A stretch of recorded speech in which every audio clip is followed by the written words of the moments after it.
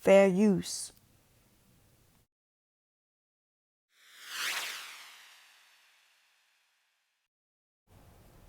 A black family mourning their mother at a funeral home in Maryland on Wednesday were put through hell by a priest who kicked them out during the wake and then called the cops on them.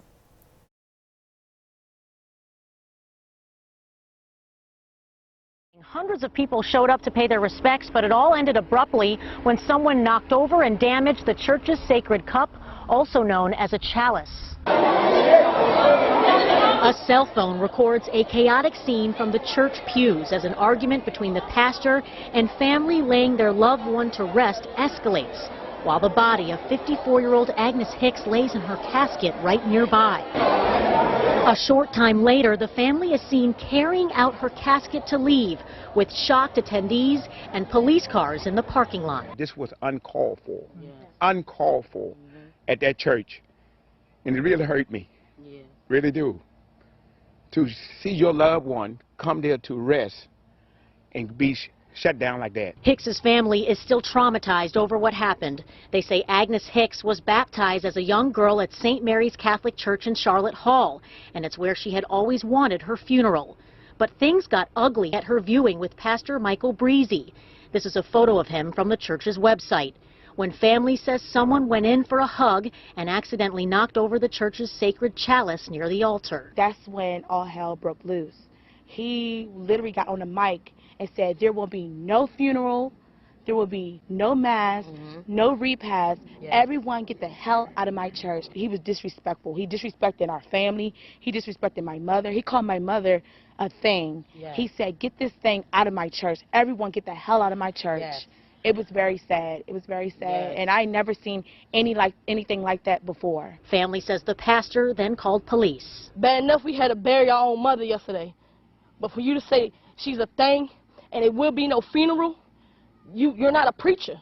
You're not a pastor. You're not a father of the Lord. You're not none of that. Acting like that, you're the devil. When officers arrived, they determined the family was not in the wrong and escorted them to a funeral home out of the county, where another pastor performed their funeral service.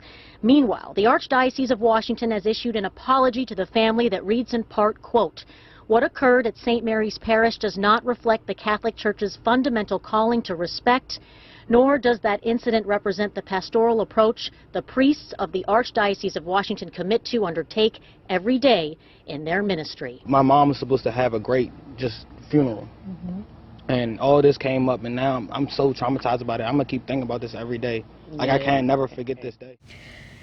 You know, in the recent months, or should I even say recent years, some of these KKK members at heart have been coming out from underneath their rocks.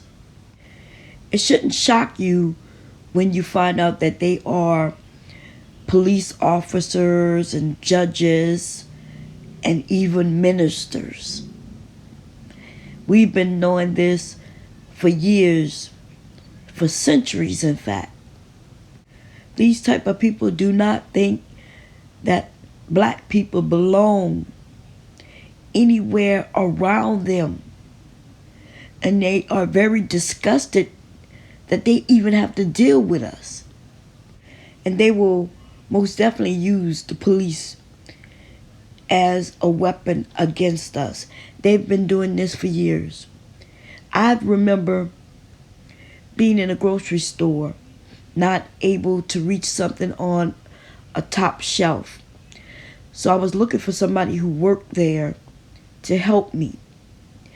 I stumbled across a young white male who was tall enough, and I asked him, could he reach the item for me? And he had an attitude. You know, it was almost like he was shocked that I even spoke to him. So I saw the attitude on his face, his facial expression, and I asked him, did I need to call a manager over? And his response was, do he need to call the police on me? Then he quickly tried to make it seem like I had done something wrong. I also remember an instant where cops were called on my, at the time, 7 and 9-year-old boys. A white female decided that she didn't want the children playing in a tree that didn't even belong to her, and it wasn't even in her yard. But she shouted out for them to get out of that tree, and when they continued to play in the tree, she told them she was going to call the police, and that's exactly what she did.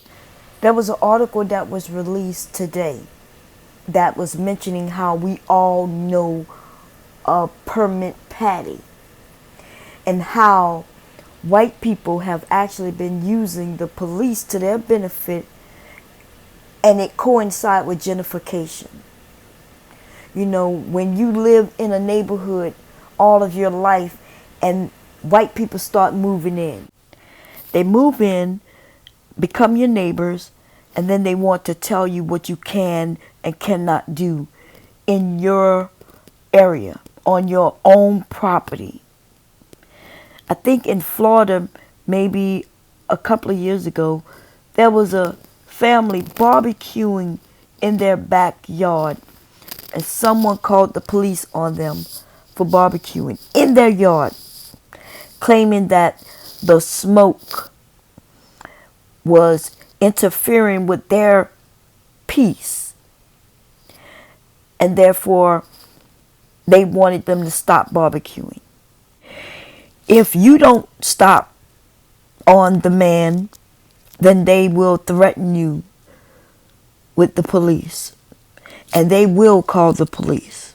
And they know once you have contact with a police officer, that could be the beginning of a long road of issues, having to go back and forth to court.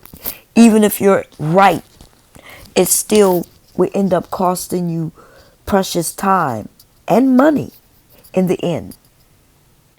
And there have been cases where it has cost people their lives. Think about that for a moment. And some of these non-minority people, they know this. They will actually stand on the sidelines and watch the police in hopes that you will be placed under arrest for something like barbecuing, your kids bouncing a basketball in the neighborhood, someone playing their music in their own yard too loud, a little girl selling water in front of her yard, or a black family who's simply trying to bury a family member. Tell me, what are your thoughts on this story? Do you think it was racially motivated? And do you think the minister or preacher had the right to do what he has done? Leave your comments in the comment section below, and make sure to subscribe.